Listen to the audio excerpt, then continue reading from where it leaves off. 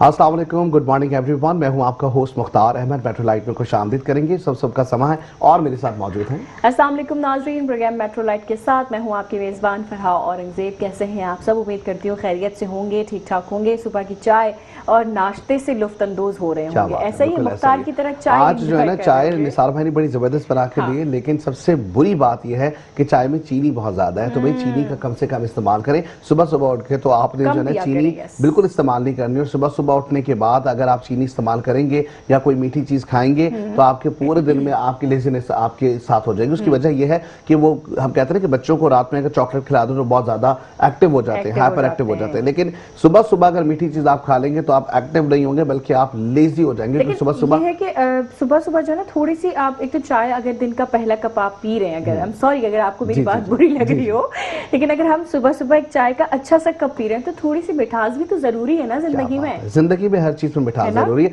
लेकिन अपनी स्टोरी की जानिब बढ़ेंगे। मिठास के साथ साथ मुझे याद आया कि मिठास तो तभी अच्छी लगती है जब थोड़ा सर्दी सर्दी वाला माहौल हो। यहाँ पे गर्मी कराची में बहुत जबरदस्त इस वक्त मौसम जो है ना हो गई है, शुरू हो गई है। धूप में एक शिद्दत आ गई है, जबकि कराची में शदीद गर्मी के बाद और लोड शेडिंग का दौरानिया भी आपको पता है मुख्तार बढ़ा दिया गया है। 14 घंटों से भी ज्यादा लोड शेडिंग हो रही है, जिससे आवाम सबसे ज्यादा परेशान नजर आ रही है। इवन हम खुद भी उस चीज का शिकार हैं। कराची में शदीद गर्मी के दौरान गैर एलानिया लोड शेडिंग, आप मुतासिर हो रहे हैं इस चीज से? शुक्र अल्हम्दुलिल्लाह। जिस इलाके में मैं रहता हूँ वहाँ पे इस तरह के मामला नहीं है। और कहाँ रहते हैं हमें भी बता दो जरा, हम आ जाते हैं। नहीं बता सकता, लेकिन मैं जहाँ रहता हूँ वहाँ पे 24 घंटे लाइट होती है। बट अब जिस तरीके से जो शदीद लोड शेडिंग हो रही है तो 2 घंटे का हमारा भी दौरानिया कुछ गैर एलानिया सा बन चुका है। अच्छा, बताया जा रहा है कि Garden, Lyari, North Karachi, New Karachi, Malir, Korangi, Orangi, Manghopir, Sajani Town, Sohrab Goth, Baldia town में घंटों लोड शेडिंग जारी है। और ये भी बताया जा रहा है कि इलाहाबादी कराची के लोड शेडिंग से मुस्तस्ना इलाकों में भी लोड शेडिंग जारी है। देख लें, जहां नहीं होती वहां पे भी हो रही है, हमारे इलाके में भी हो रही है। और जारी गैर एलानी लोड शेडिंग एक जानिब है, लेकिन गर्मी की शिद्दत इस कदर ज्यादा है कि लोग मुतासिर हो रहे हैं। अब तक की अगर तादाद बताएं तो तकरीबन 8 के करीब पूरे पाकिस्तान में लोग जो है वो जाँ बहक हो चुके हैं। और रोजाना हम ये बात कह रहे होते हैं कि भाई हमें जो है वो ठंडे पानी या ठंडे मशरूबात का इस्तेमाल जरूर करना है। उसकी वजह यही है कि भाई अपने आप को जो है ना डिहाइड्रेटेड रखना है।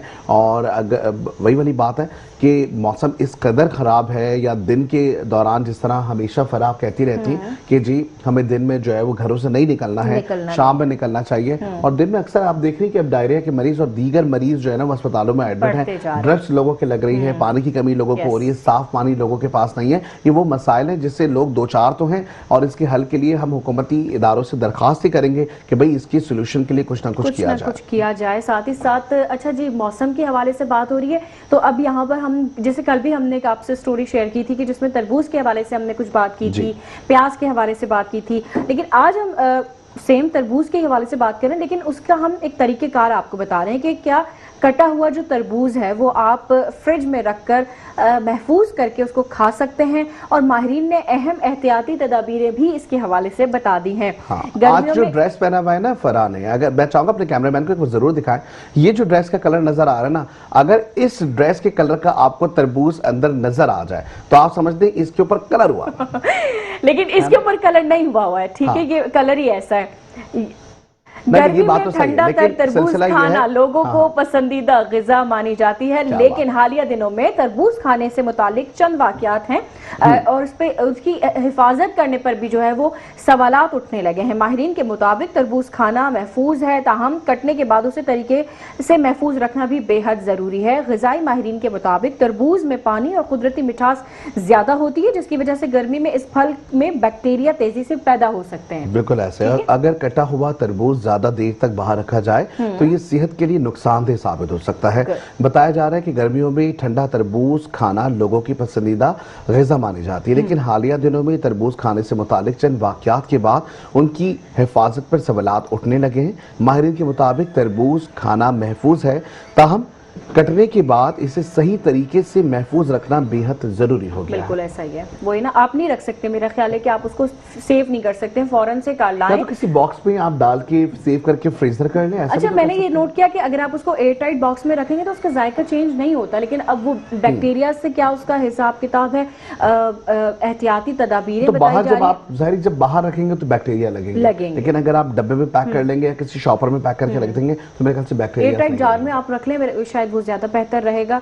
इससे इसी वजह से अभी भी हमने भी सुबह सुबह जो है ना वो तरबूज कटवा के फ्रिज में रख दिया है प्रोग्राम के बाद। भाई देखिए बहुत ज्यादा हम लोग खाने जाते हैं, हमने भी रख दिया है। ऐसा ही है और जरूरी ये भी, बल्कि आप सबको भी कहेंगे कि जी दिन में जो है वो खाने से ज्यादा बेहतर है सैलेड का इस्तेमाल करें, फ्रूट सैलेड का इस्तेमाल करें, ज्यादा से ज्यादा पानी का इस्तेमाल करें ताकि आप डिहाइड्रेटेड रहें। और खास करके हम देख रहे हैं कि जी जिस तरीके से अब मौसम चेंज होता हुआ दिखाई दे रहा है, लस्सी लोग जो है दिन में कच्ची लस्सी का इस्तेमाल लोग कर रहे हैं। हम देख रहे हैं कि जी लोग जो है तरबूज के साथ साथ, लेकिन एक चीज है सत्तू भूल गए आप। हाँ, सत्तू गर्मी का दुश्मन, गर्मी का दुश्मन, गन्ने का जूस है, हाँ। सत्तू है, इसके अलावा दीगर आलू बुखारा, आपका शरबत आपने कहा था। हाँ, तो क्या कह रहे? आलू बुखारा आपने कहा, आलू बुखारे का जूस, एग्जैक्टली। तो वो तो वैसे भी और एक और खट्टा आपने एक और कुछ कहा था, कैरी का जूस। हाँ, कैरी तो आजकल सीजन में है ना, अब जाहिर आम आ गए मार्केट में, तो कैरी आप घर में लाके उसको उसका जूस बना के रख लें, आपको नहीं पता सॉफ्ट कैरी। बिल्कुल ऐसे ही। अच्छा, हिदायत जो बताई जा रही हैं वो ये बताई गई हैं कि तरबूज खरीदते वक्त ताजा और बगैर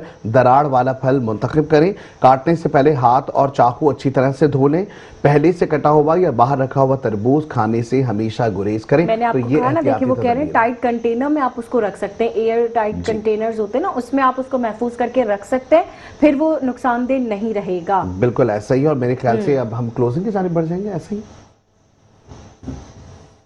क्या बात है भाई, अब जो है ना वो हमारे जो हमें क्या कहूँ, हमारे जो साथी हैं, हमारे जो लोग हैं, वो कह रहे हैं जी चिकन की स्टोरी जरूर लें, क्योंकि लोगों को जो है ना वो गर्मी के मौसम में, क्योंकि गोश्त लोग नहीं खा, गर्मी में आपको पता है गोश्त लोगों की पसंदीदा खुराक नहीं होती, तो लोग ज्यादातर चिकन का इस्तेमाल करते हैं। लेकिन अजीब और गरीब स्टोरीज की अगर बात आए ना, तो मैं कहती हूँ कि इसमें ना भारत तो सारा क्रेडिट ले जाता है हमेशा कि ऐसा ही है ना, अजीब और गरीब हरकत और सकनात में भारत जो है ना वो सारे फहरिस्त होता है। तो क्या स्टोरी है हमारे पास भाई? स्टोरी जो है बताई जा रही है, खास करके भारतीय रियासत बंगाल में जानवर ज़िबा करने पर नई पाबंदियां आयद कर दी गई। आपको पता है जानवरों का सीजन है, ईद उल अज़हा आने वाली है। बताया जा रहा है भारतीय रियासत मगरबी बंगाल की हुकूमत ने जानवरों के ज़िबा से मुतालिक सख्त कवानीन नाफिज कर दिए हैं, जिनके तहत गाय, बैल, भैंस और बछड़ों समेत किसी भी जानवर को फिटनेस सर्टिफिकेट के बगैर ज़िबा नहीं किया जाएगा। बताया जा रहा है कि भारतीय मीडिया के मुताबिक सरकारी नोटिफिकेशन में कहा गया है कि जानवरों को ज़िबा करने की इजाजत इसी सूरत दी जाएगी जब मुतालिका हुकाम और सरकारी वेटरनरी सर्जन से तस्दीक की जाएगी। और जनाब यहाँ पे वो कह रहे हैं जल्दी से ब्रेक ले रहे, तो हम जा रहे हैं ब्रेक पे, ब्रेक से वापस आते जुड़े रहे, देखते रहे हमारा खूबसूरत प्रोग्राम जिसका नाम है मेट्रो लाइट। Welcome back. एक बार भी खुश आमद करेंगे अपने प्रोग्राम मेट्रो लाइट में। और जहां हम बात कर रहे थे अब इंटरनेशनल, अगर बात करें तो अब ताइवान की बात कर लेनी चाहिए, चाइना की बात कर लेनी चाहिए, अमेरिका की बात कर लेनी चाहिए। गुज़िश्ता रोज़ भी हमने आपको बताया कि चीन और इसके साथ साथ हम देख रहे हैं कि जी अमेरिका के एक मामला सामने आए हैं जहां पे अब बताया जा रहा है कि ताइवान का मसला ना संभाला गया तो अमेरिका और चीन कशीदगी की तरफ जा सकते हैं। चीनी सदर शी जिनपिंग का एक बड़ा बयान सामने आया है और बताया भी जा रहा है कि चीनी सदर शी जिनपिंग ने कहा कि ताइवान का मसला चीन अमेरिका ताल्लुकात में सबसे अहम है। ऐसा ही है, बिल्कुल ऐसा ही। सरकारी मीडिया के मुताबिक ही बताया जा रहा है कि चीन के दारुल हुकूमत बीजिंग में अमेरिकी सदर डोनाल्ड ट्रंप से गुफ्तगू के दौरान कहा कि ताइवान का मसला दुरुस्त तरीके से न संभाला तो अमेरिका चीन कशीदगी की तरफ जा सकते हैं। चीनी सदर ने कहा कि चीन और अमेरिका को एक दूसरे का हरीफ नहीं बल्कि शराकतदार बनना चाहिए। अमेरिकी वफद को चीन में खुशामदीद कहते हैं, जबकि व्हाइट हाउस तर्जुमान ने बताया कि Trump Asia Pacific economic corporation के इजलास के बाद चीन के लिए रवाना हुए, जहां वो आसियान इजलास में भी शिरकत करेंगे। क्या बात है। शी जिनपिंग से मुलाकात भी करेंगे और दौरे के हवाले से कैरोलिन लेविट से भी कहा कि अमेरिकी सदर आज मलेशिया के लिए रवाना होंगे, जहां वो आसियान इजलास में भी शिरकत करेंगे। अच्छा, इजलास के मामला एक जानिब नजर आ रहे हैं, दूसरी जानिब हम देख रहे हैं कि जी अमेरिका के जो मामला आए सामने, जहां पे अमेरिका और चीन का अब जो एक दौर नजर आ रहा है, जहां पे पुरतपाक इस्तकबाल तो एक जानिब किया गया, लेकिन अब जो शराइत नजर आ रही है इसमें ऐसा लगता है कि जी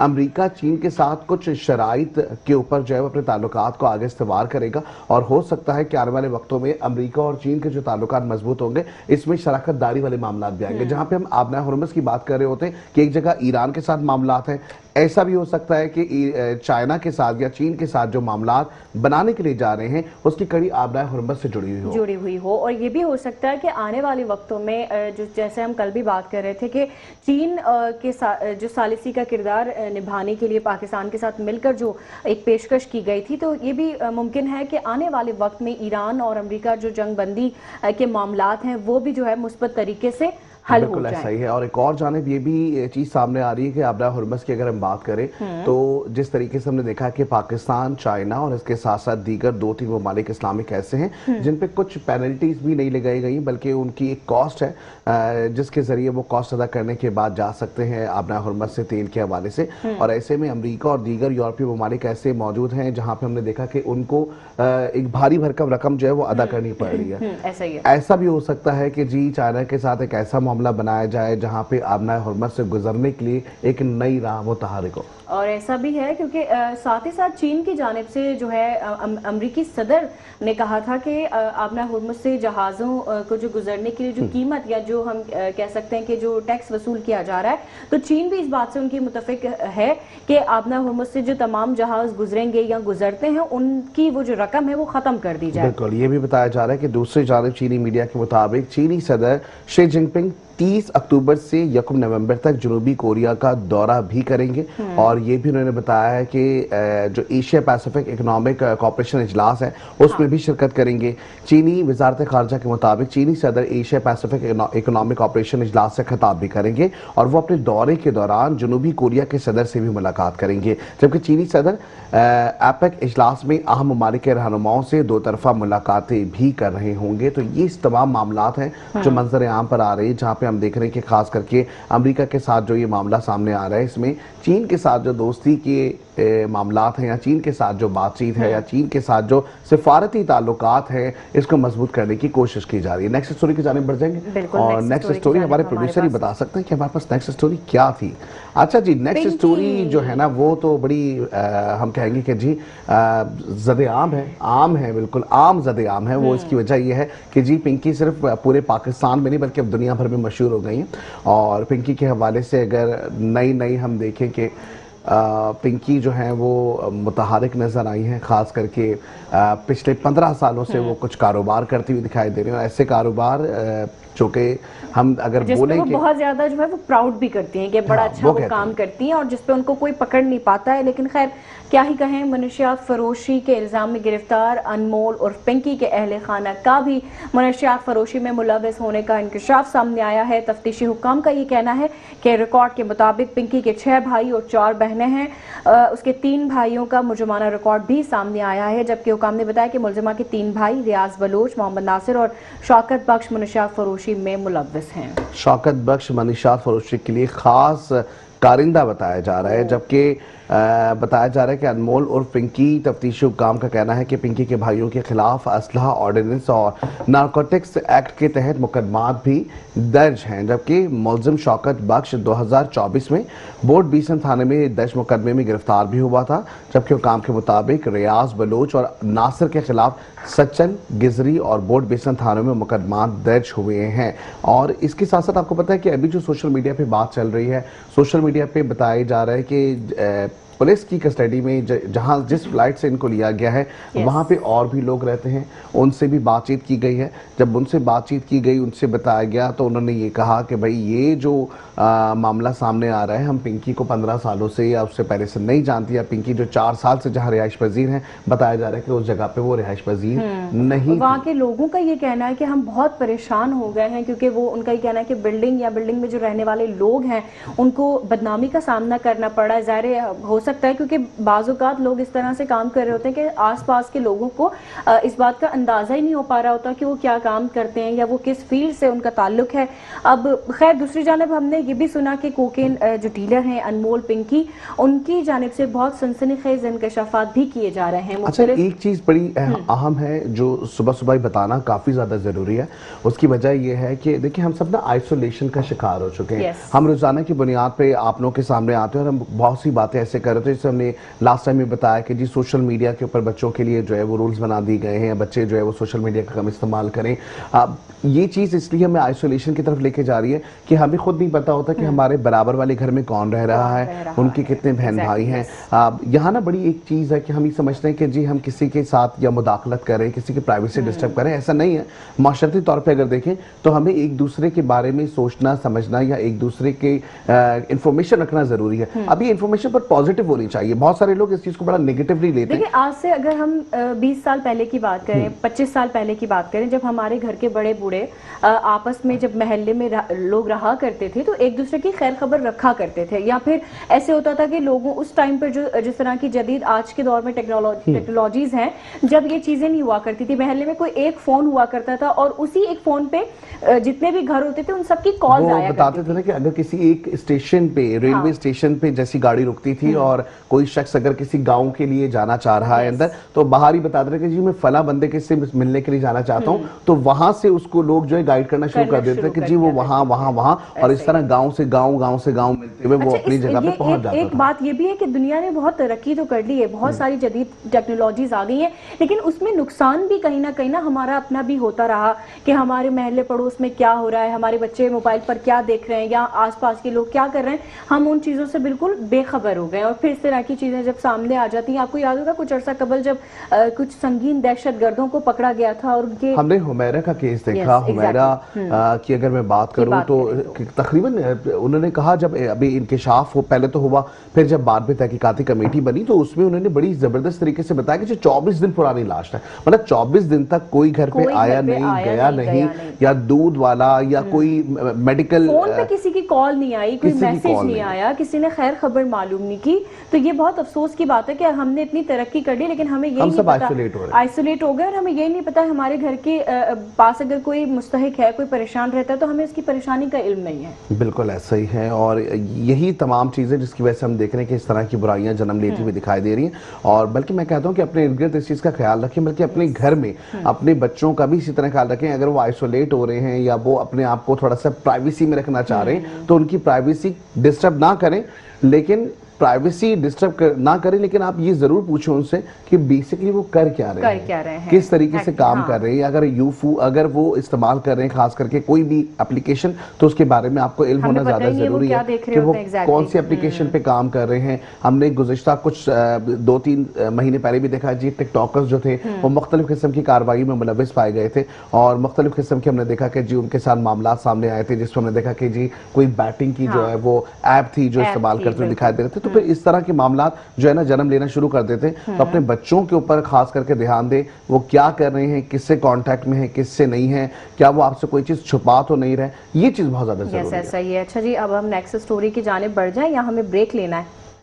हमें नेक्स्ट स्टोरी की जानिब बढ़ जाना चाहिए। चलिए जी, नेक्स्ट स्टोरी जो हमारे पास है वो बड़ी इंटरेस्टिंग है और बड़ा मजेदार सा गाना है, आपको पता है? हाँ जी, कौन सा? मुझे याद है, आप अगर मेरी भी बचपन का गाना है वक्का वक्का, और वो वक्का वक्का जो गाना है ना वो बड़ा मशहूर हुआ था और आपको पता है कि वो शादी ब्याह के मौकों पर भी लगाया जाता था। ऐसा ही है। और लोग उसके ऊपर जो है ना बड़ा जबरदस्त तरीके से डांस परफॉर्म करते थे। और वो शकीरा जो है ना, हम देख रहे हैं कि जी शकीरा की वो धमाका के इस परफॉर्मेंस उसके अंदर जो नजर आती थी कि ओ माय गॉड, वो सब कहते थे कि यार। अच्छा, जब ये गाना बजना शुरू करता है ना तो माइंड में कहीं ना कहीं फुटबॉल और वो गेम्स और मैचेस ना इस तरह की चीजें हमारे ना रिकॉल होनी शुरू हो जाती हैं। तो क्या स्टोरी है, जरा खुल के बात करें। अच्छा जी, फीफा वर्ल्ड कप 2026 के लिए शकीरा की धमाका केस वापसी हुई है। नए गाने का टीजर वायरल हो गया। शकीरा का गाना वाका वाका आज भी वर्ल्ड कप की तारीख के यादगार तरीन गानों में शुमार शुमार किया जाता है। बताया जा रहा है कि आरबी शोहरत याफ्ता कोलंबियन गुलकारा शकीरा एक बार फिर फुटबॉल के सबसे बड़े मेले से जुड़ गई हैं और फीफा वर्ल्ड कप 2026 के लिए उनके लिए नए ऑफिशियल गाने ने शायकीन में जबरदस्त जोश पैदा कर दिया है। आलमी शोहरत याफ्ता कोलंबियन गुलकारा शकीरा एक बार फिर फुटबॉल के सबसे बड़े आलमी मेले से जुड़ गई हैं और ये भी बताया जा रहा है कि गाने की वीडियो ब्राजील के तारीखी जो मार्कानामा जो है स्टेडियम में फिल्माई गई है, जबकि जहां शकीरा रंगारंग डांसर्स के साथ जलवागर होंगी। वीडियो में मुख्तलिफ कौमी टीमों की जर्सियों के रंगों में बलबूस परफॉर्मर्स भी इंटरनेशनल फुटबॉल के जोश को नुमाया करते हुए दिखाई देंगे, जबकि टीजर ने रिलीज होते ही गैर मामूली तवज्जो हासिल की है।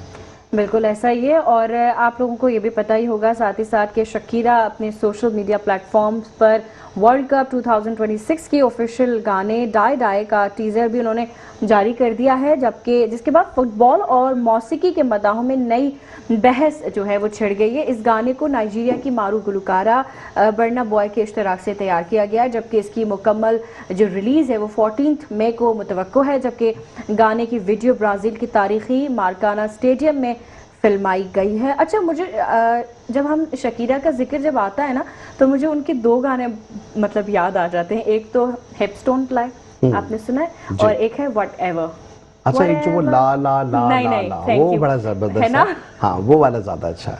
नहीं नहीं ऐसा अच्छा है, लेकिन मुझे लगा फर्क की आवाज भी अच्छी है। नहीं मैं गाने वाने नहीं गाती। मुझे यार एक शकीरा का एक सॉन्ग है ना व्हाट एवर इस तरह का है ना, वो बड़ा उनका ये दो सॉन्ग्स बहुत ज्यादा फेमस हुए थे। उसके बाद फिर शकीरा का ये सॉन्ग जो है वका वका, ये इसने भी एक अलग ही धूम मचाई हुई थी। हमें याद है हम छोटे छोटे से फोन्स होते थे, आपको याद होगा कीपैड वाले, जिसमें एक छोटी सी स्क्रीन होती थी, उस पे लगा के हम सुना करते थे, या डीवीडीज लाके हम जो है ना देखा करते थे। इस तरह क्या पुरानी बातें याद दिला रही हैं आप। अच्छा जी, लेकिन अच्छी बात यह है कि शकीरा का नाम आज भी उसी तरीके से लोग याद कर रहे हैं और सबसे अच्छी चीज़ है कि एक मकबूलियत और शोहरत का जो मामला है वो बड़ा ज़बरदस्त है। 2026 की अगर हम बात करेंगे तो 2026 में अब जब ये नया गाना आएगा तो मुझे लगता है ये गाना भी अच्छे तरीके से लोगों तक पहुंच तो जाएगा, लेकिन फीफा के लिए मैं कहता हूँ लोग वैसे ही बहुत बेताब होते हैं, बहुत बेताब रहते हैं, लोगों के दिलों में, उनके दिमागों पे वो छाया रहता है फीफा वर्ल्ड कप। अच्छा, नेक्स्ट स्टोरी की जानिब बढ़ जाए।